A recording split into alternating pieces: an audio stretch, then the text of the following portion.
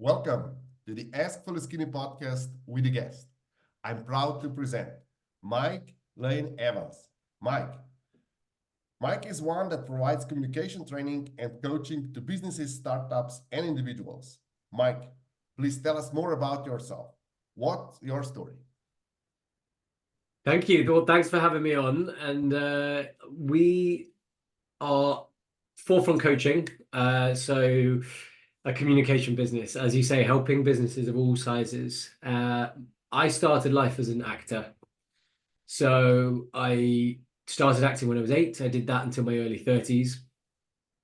And for me, what happened was I found myself in a situation through 2016 and 2017 for about 18 months where every audition I went to, every meeting, I was failing. I do loads of practice and I wasn't very good, but more importantly, I wasn't being myself. And what happened was I'd have all this intention, all these ideas of things that I wanted to do and ways I wanted to connect with other people, and I wasn't doing them. And I kind of hit this ceiling. And at the time, I was working with the British military, and I figured out lots of communication strategies and practices working with them that actually helped me align those things I wanted to do with the things I was actually doing.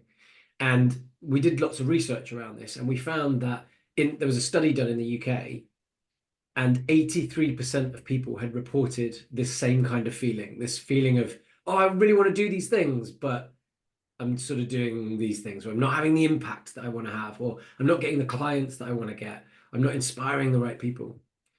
So that sort of was the beginnings of the idea of Forefront Coaching. We started working with startups, with tech startups specifically, where there was huge innovation, idea, growth, but often a lack of successful and authentic communication. And so we started to work with them and help them improve their communication and be more authentic. And then since that, people have approached us from medium-sized businesses and large-sized businesses, big corporations, and also at the other end, just individuals saying, actually, I could really do with some help. Like I have to communicate at work a lot more now. My life is on Zoom and I'm just not doing it that well. So can you help? So that is how Forefront Coaching works today. And there are lots of coaches and we work across the world helping people. Thank you. That's amazing. I have so many questions to ask you. So um, let's start with your acting career. Yeah. You started really young, and then you you hit the ceiling, as you said, in your 40s. So it was 20 years of success in your career. Yeah. How is it possible that you were so successful for more than 20 years and then you hit the ceiling? Is that something internal? What do you attribute that to? So it was a few different things. What had happened for me around that time period was that I'd become more successful, and so the quality of the auditions was higher. So I was in that 18-month period, I had 4 or 5 sort of large Hollywood movie auditions. And so there were a few things at play. There was confidence at play. There was kind of um, uh, imposter syndrome going on about whether I deserved to be in those kind of roles. The way I described it for me at the time was it was like my brain was a cloud and there were lots of things going on. And it was only when I started to spend some time in therapy and coaching and start to disseminate that cloud, I could see all the different things. But for me, the biggest thing in there that I discovered was I never wanted to be famous. And I knew that when I started when I was 8, and I knew it all the way through my acting career that I didn't desire to be famous. And I was then going for these big, big auditions where fame was sort of a part of it. You're going to be in these, and I was sort of self-sabotaging. But I didn't even know I was doing it because I wasn't aligned with what I actually wanted to achieve. And so what we see happen for people and for businesses is sometimes they know very clearly what they want to do, but they're not as aware of their non-verbal body their body language, their tone of voice, their eye contact. They're not so aware of their audience, of the people that they want to inspire. And so sometimes they're very clear about what they want, but it's not aligning with the achievements they're actually having. And then sometimes we're seeing what happens for me is I think I know exactly what I want to get, but it turns out I wasn't quite self-aware of the foundation of what it was that I wanted. So that sort of that gap can it be experienced in a number of different ways for a number of different people. So we try not to be too binary about why it's happening for everybody. We just see that it happens. That gap is experienced by many, many people. Yeah, I see similar things happening in business when Yeah. the company starts with initial success and then bigger businesses came and they're not really ready for the responsibility, for the scope, for the grown, let's say, complexity of the operations and all this stuff, and that's they start failing. But when they go back to smaller businesses, they're successful again. Yeah. And I would like to ask you another thing that I still think that's a bit of stigma in our society about it. You mentioned therapy and coaching. Yeah. So what triggered you to start? I imagine you had an acting coach before, especially if you were so good as an actor, that there are many coaches available. But Yeah. what triggered you to go to therapy? So I, I'll share a very personal story with you. I was with a girlfriend at the time, and the relationship was very difficult, and it ended up splitting up. Um, she had been through therapy previously in her life, and she was going through a really hard time, and I was encouraging her to take up that therapy again. She talked about the positive experiences of it, how much it had been useful for her, but she wasn't making that link to actually it might be quite useful for me right now. Well, the more this troubled time went on, the more I was not taking my own advice because actually I realized I was in a situation where I could benefit from some therapy, but I'd never done it before. And so I realized I was being contradictory. I realized I was advising wholeheartedly and lovingly. I was sort of suggesting it for somebody that I loved, but not doing it for myself. And so I made that step and I did it. I think in the acting industry is it's getting a little bit better, but it's very focused on the way you look. And so I've been told many times in my career about going to the gym more or changing the diet or the alcohol consumption, all these physical effect things, but less so about these mental effect things. Um, I just worked with I just met a new startup today that are developing some technology that can start to understand the implications of our mental health from looking at our face, from looking at our skin, from looking at us externally. They can start to give us a mental health score because there are so many physical markers that are brought out by cortisol, by stress in our bodies. So I think in society, we still see a lot of places mental health and physical health as separate things. And for me, I realized, well, I would go to the gym so that I can be fitter and healthier, so I can go and be in a play where I'm running around on stage and still be okay.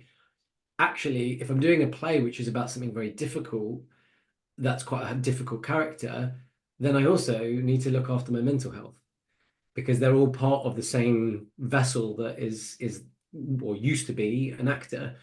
And if I'm honest with you, I think it's even more important now as a coach because as a coach, I really need to just be there for the other person, their needs, and I need to be able to focus on them and not bring my own stuff to it. And so I need to kind of be fit and healthy physically and also mentally so that I can do that for them. Okay, I'm always uh, explaining to my clients that every business problem is just manifestation of a personal problem of one of the stakeholders. And I would like to know, would you agree with that? Every physical problem is a manifestation of Every business problem is a manifestation of our personal problem or a personal problem of some of one of the stakeholders. you know, I actually think that's a really deep question. And I think I do agree with it. I'm just playing out lots of scenarios in my head because from a communication standpoint, there are lots of people that, like you said, they're really successful with small businesses, but they're not with those bigger businesses. And why not? And it might be confidence, it might be imposter syndrome, but then, like you said, it's one of their own personal problems that's getting in the way of the success of the business. I also think it's really we're not encouraged to get stuff wrong and to admit that we don't know. And I think the really successful startups that I see, you've not got a CEO who's trying to be in control of everything. You've got a CEO saying, I know nothing about the technical stuff. And that's why the CTO is here. And I know a lot about business, and that's why I'm here. And we don't try to pretend that we know the answers to questions if we don't know them. Those are the businesses that I see do really, really well. But you've got to put your ego out of the way. You've got to be confident to be able to do that. You've got to believe in the community and the team that you've built. So yeah, I've never ever thought about what you just said. And the more I think about it, the more I think, yes, I think it's true. Okay, and now the big blow. And I hope that does not steer you away too much. But would you agree with me that the therapy for and coaching for let's say decision makers in the business is probably the best and the first investment that every company should do? Yes. Yes is the short answer, but I do think it's more complex than that. I I met with a company that is focusing on physical health practices specifically for startups.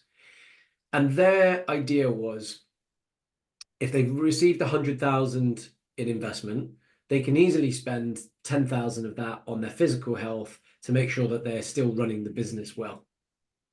But that's 10% of your entire business funds. And if you don't spend that money, then actually you've maybe got another 2 months or 3 months of runway where you can think, well, the product won't be quite ready at 12 months. So if I don't spend that on my physical health for the company, I can do, I can stretch it further.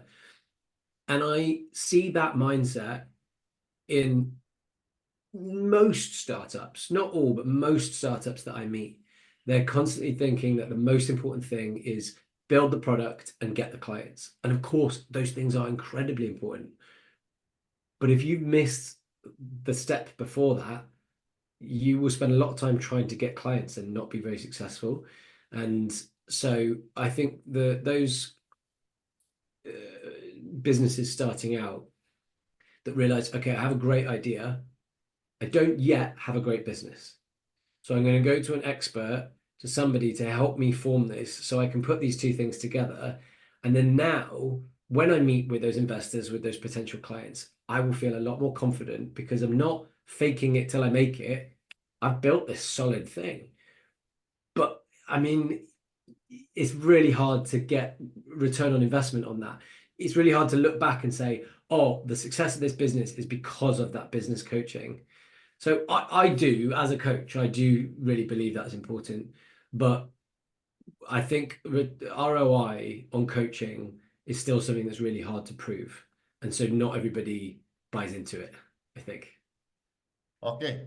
Would you agree that, for example, the biggest challenge with ROI on coaching, as I see it, is that we are not, everyone wants something tangible in their balance sheet. Yeah. And coaching is not backed as, let's say, something tangible that they can say, because you cannot say, like, we are 10% more healthy, we had 5 traumas less in our CEO and 3 traumas less in our CTO and stuff like that. That is not something that would be audited or even in any appreciation model or any evaluation. That's not something that would count. Is that wrong? Should we work more on the intangibles? Should we, when you said the company, they push towards spending their money for 3 or 4 more months instead of building it, as I would call it, more sustainable. And because founders go all in and they just, okay, we do or die. And it's not like that, because there is life after your startup fails. So it's important that even if the startup is a failure, that your mental health and your physical health that do not fail, and that you're still capable of functioning. We don't want anyone that is out of the failed startup to go into depression and all this feeling of inadequacy, because failure is part of this business, and most companies fail, and we have to be aware of that. So pulling the plug in the right time, before we burn, all the people involved are burned out and depressed and not able to function anymore. I think that is extremely important. How would you recommend founders to know when should they stop? When should they stop? Stop and say, okay, we failed. It's a really good question. I think I meet a lot of startups these days that they've had an exit, or maybe they had some money from a previous job, or maybe they had some money from a parent that died. And so it's very hard to see the point to stop because they still have some money. And so are you just gonna keep going until you've got absolutely no money left and stop? I think the answer to this question depends on the culture or the country that you live in. Because I think, particularly in the US, you don't stop because you work hard, because anyone can make their dream come true. But then what happens is, 80% of businesses fail within their first year. I saw an article last week that said that has now gone up to 87% in the last year or two. And why is that? Well, I think there are a lot more businesses, and for the last 12 months, there's been less investments happening. There's been less capital available. So there's that. That's a huge major factor in it. But either, if you're not one of those people that's getting investment or not getting clients, it's because you haven't got the right product. Like it's not a good product, or you've not got the correct product. You're not aligning it with the problems that are actually out there. I will happily say that the biggest piece of advice I give across the board to companies is, you're telling me what the solution is, you haven't told me what the problems are. Because a lot of times they've created a solution maybe because they felt they saw a problem, but they haven't actually done enough market research. They haven't actually checked enough to make sure there's a big enough market for this thing. And that's part of the communication. It's understanding the audience. It's being curious as to what's out there and what they need. I won't tell you exactly what it is, but we're building another business. We're building a product. And even as a coach, I had a coach say to me yesterday, what exactly is the market? What exactly are the people that will put their hand into their pocket and pay for it? And I ask that question to my clients all of the time, but I needed somebody to ask me that question because I hadn't gotten there by myself. And I thought, well, I think I know the market. But when I was really challenged, I then thought, right, we do need to pivot this slightly. And that's the importance of coaching, because we're in the weeds so much of trying to run our business and look after our families and just live through each day, that sometimes we don't ask ourselves the questions to get to the answers. And a coach will ask you those questions so that you find those answers. And it has to be built into the foundation of your business in the early days. Okay, as a coaching expert, I would like to have your take on the following. And there is a statement that everyone that goes into the startup has a problem with authority. Is that your experience as well? That most of the startup founders have huge problem with authorities, and that is also why they don't want to have a coach as an accountability partner that would tell them what you just explained. Maybe your product is not a good market fit, or you have to adapt it a bit. So I've had the luxury, I guess, of working with a lot of really good startups. And so I've met startups that really have that issue with authority, definitely. But if I were to guess right now, I would say maybe 30% of the startups I've met with. I know lots of startups that it's not because they have a problem with authority, it's because they have a problem with the status quo.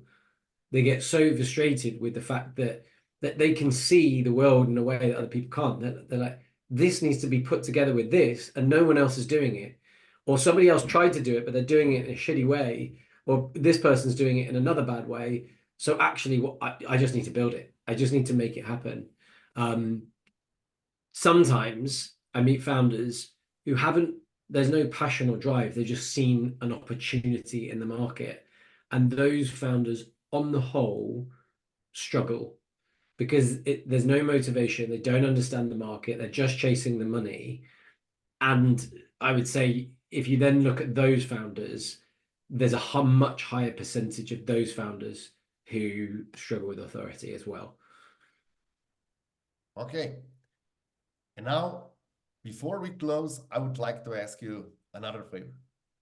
Can you share uh, some tip that you think our listeners would benefit of, or even a trade secret from your coaching practice that is not known, but our listeners should know about it, and that they should, if they know about it, they will easily go for a coach or therapy.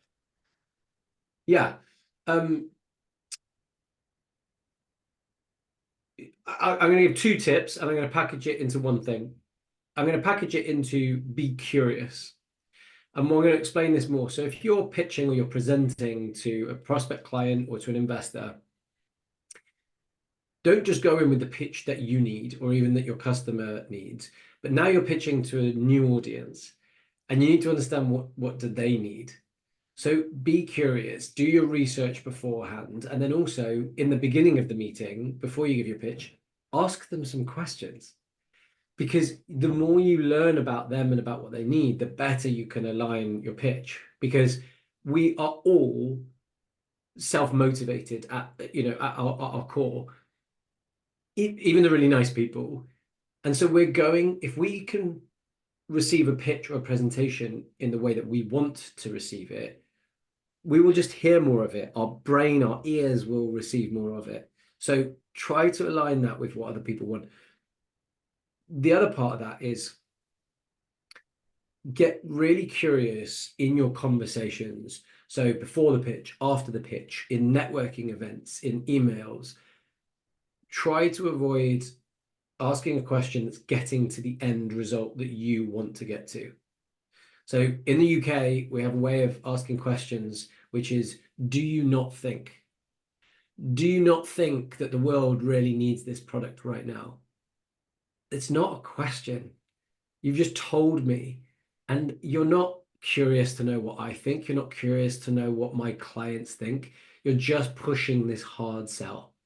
And you might be a great salesperson in terms of trying to show me all the good things, but you're not a great salesperson if you can't like connect with another human being. So that curiosity, that genuine want to get to know somebody is what will help improve that connection. And even if they don't buy your product or invest in your product, that connection often means that actually they recommend you to somebody else. Or when you build your next startup, then they're really interested because they liked you all along. They just didn't like the product. So these relationships, they stay around if you make genuine connections, and you can only make those genuine connections if you're curious in the first place. Thank you. That's wonderful. Mike, please share where our audience can reach you. So our website is forefront-coaching.com. So forefront-coaching.com.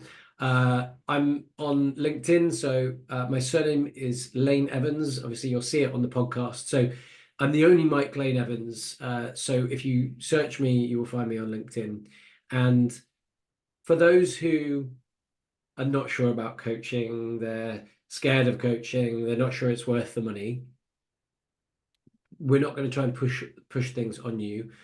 Come check out the LinkedIn page. We put a lot of content out there for free.